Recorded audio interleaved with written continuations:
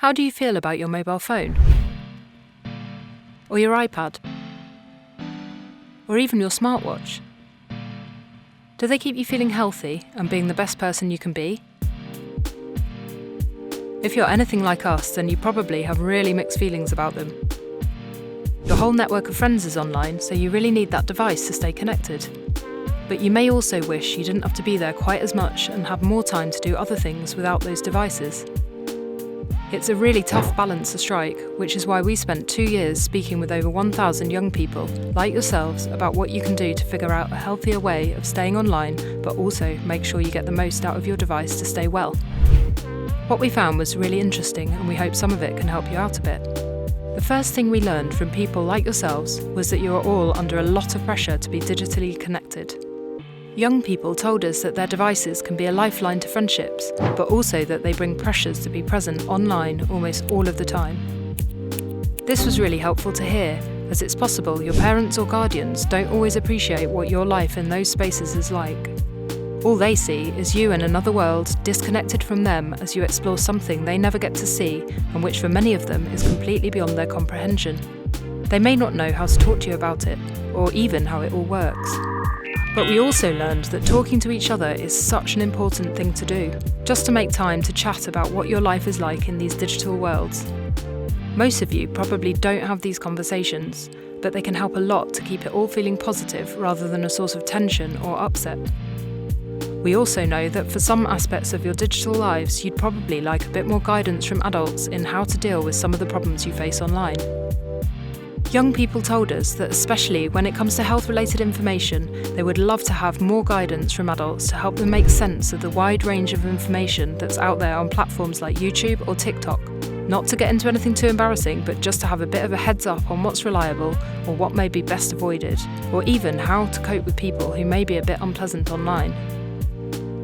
It can be really hard to have these conversations, especially if your time on digital devices is already a source of tension in your home, but see if you can give it a go. You can also ask more from your schools too.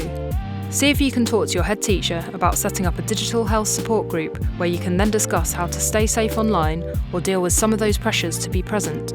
Just get people talking about these things. Schools can also be quite worried about giving you advice on how to use digital worlds, and they have a lot to learn from your experience. They'll probably just focus on messages about safety, but there's so much more they can do to kickstart a more positive and useful conversation about life online, to avoid having to either worry too much or give up using these places altogether. One of the really positive things you can do personally to help yourself is try to find out what kind of apps are out there that can help you manage your health. The NHS is a great place to start, as they have many apps available for you to download, and they're all triple checked by people who have your best interests at heart. Beyond this, there are also great features within the apps you already use which can allow you to more effectively protect your health and stay well. Platforms like TikTok have digital well-being features, and there are even apps that will force you to switch off your device at certain times to help you avoid using them too much.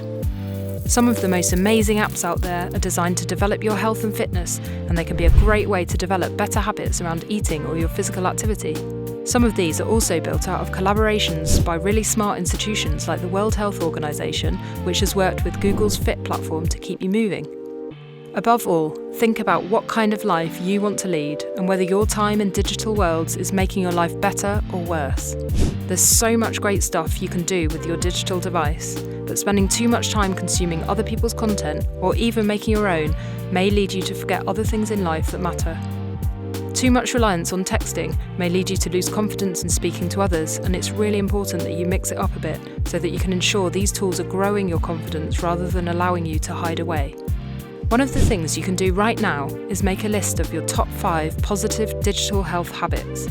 Write them down, put them on a wall in your room, and check back on them from time to time to make sure you're happy with them. Even if you don't manage to meet all of them all of the time, they'll remind you of your priorities. Above all, keep talking to your parents and teachers about all of this. Try to avoid thinking about what happens within your mobile device as simply a private space.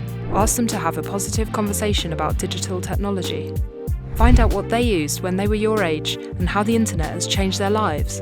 The more conversations you have, the more you'll become confident to navigate this incredible world of digital health.